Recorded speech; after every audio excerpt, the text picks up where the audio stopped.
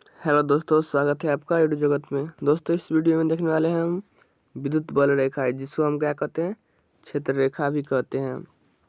और यह जो टॉपिक है काफ़ी इम्पोर्टेंट है, एग्जाम के लिए काफ़ी बार इसको पूछा गया है, तो यह टॉपिक आपके लिए काफ़ी इम्पोर्टेंट होगा। तो वीडियो को लास्ट तक देखिएगा। इसमें हम देखने वाले हैं फिगर के माध्यम से, जो आपको जल्द ही समझ में आ जाएगा।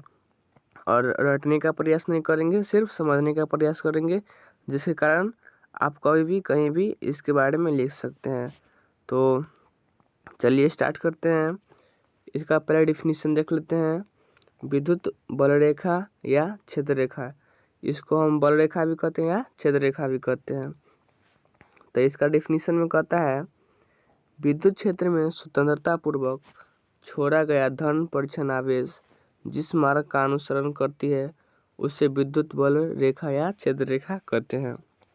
यानी विद्युत क्षेत्र में जो है धन परिक्षण आवेश यानी टेस्ट चार्ज को जो हम छोड़ते हैं, तो जिस मार्ग पर चलना प्रारंभ करते हैं उसे क्या कहते हैं, विद्युत बल रेखा कहते हैं।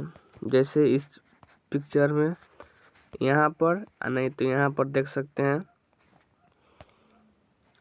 ये जो है, ये जो लाइन दिख रहे हैं, यही है विद्युत बल रेखा। अगला इसका जो है विशेषता देख लेते हैं। ये पूरा टॉपिक ही आ जाता है एग्जाम में। विद्युत बल रेखा क्या है तथा इसकी विशेषता को लिखे। 2-3 नंबर में पूछता है, तो यह काफ़ी इम्पोर्टेंट वाला है, होने वाला है। और इसका जो है गुण भी पूछता है ऑब्जेक्टिव के रूप में, तो वही देखते हैं। गुण में है, पहला है विद्युत बल रेखा धन आवेश से दूर तथा ऋण आवेश की ओर गमन करता है। यानी यहाँ पर देखिए, ये जो है धन आवेश है, इससे जो देखिए तीर का निशान दूर की ओर जा रहा है। और इसमें जो देखिए ऋण आवेश है, तो इसके पास की ओर आ रहा है। तो वही कहता है विद्युत बल रेखा धन आवेश से दूर तथा ऋण आवेश की ओर गमन करता है। यह जो है इसका गुण सब है। दूसर का देखते हैं। इसमें कहता है विद्युत बल रेखा किसी बिंदु पर खींची गई स्पर्श रेखा उस बिंदु पर परिणामी विद्युत क्षेत्र की दिशा को व्यक्त करता है। यानी जब हम विद्युत बल रेखा पर कोई स्पर्श रेखा खींचेंगे, यहाँ पर देखते हैं, यदि हम इस पर स्पर्श रेखा खींचेंगे तो यहाँ जो है विद्युत क्षेत्र की जो है दिशा को हम व्यक्त करते हैं। यह जो है क्या करने लगता है, तो विद्युत क्षेत्र की दिशा को व्यक्त करने लगता है। वही कहता है विद्युत बल रेखा के किसी बिंदु पर खींची गई स्पर्श रेखा उस बिंदु पर परिणामी विद्युत क्षेत्र की दिशा व्यक्त करता है। तीसरा है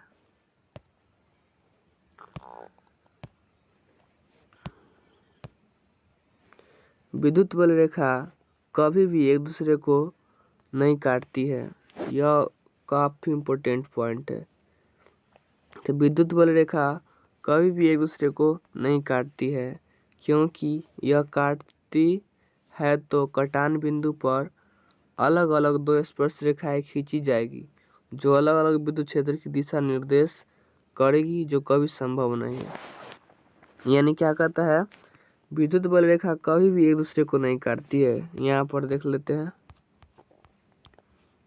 इसमें देखिए कहीं भी एक दूसरे को नहीं काट रही है। और यह क्यों नहीं काटती है, क्योंकि जब यह काटती है तो वहाँ पर 2 अलग अलग स्पर्श रेखा खींची जाएगी, और दोनों जो है अलग अलग विद्युत क्षेत्र की दिशा को व्यक्त करता है, जो कभी भी संभव नहीं होता है। इसीलिए एक दूसरे को कभी नहीं काटती है। यह भी पॉइंट काफ़ी इम्पोर्टेंट है। और ये जो है ये पॉइंट पूरे 1-2 नंबर में पूछ लेता है कि विद्युत बल रेखा कभी भी एक दूसरे को क्यों नहीं काटती है। तो यहाँ से हम क्या देंगे जवाब, तो विद्युत बल रेखा कभी भी एक दूसरे को नहीं काटती है, क्योंकि यदि काटती है तो कटान बिंदु पर क्या होगा, अलग अलग स्पर्श रेखा खींची जाएगी। जो अलग अलग विद्युत क्षेत्र की दिशा को निर्देश करती है, जो कभी संभव नहीं है, इसलिए वह जो है कोई भी एक दूसरे को नहीं काटती है। ये सब को ध्यान में रखिएगा। अगला जो है इसका गुण है वह क्या है, तो विद्युत बल रेखा जहाँ से चलती है और जहाँ पर मिलती है दोनों जगह पर लंबवत होती है। यानी जहाँ से वह निकलती है और जहाँ पर मिलती है वहाँ दोनों पर लंबवत होती है। यहाँ पर देख लीजिए, जैसे इसमें निकल रही है तो यहाँ जो कोण बन रहा है क्या, 90 डिग्री का, और यहाँ जो मिल रही है यहाँ भी क्या बना है, तो 90 डिग्री का कोण बन रहा है।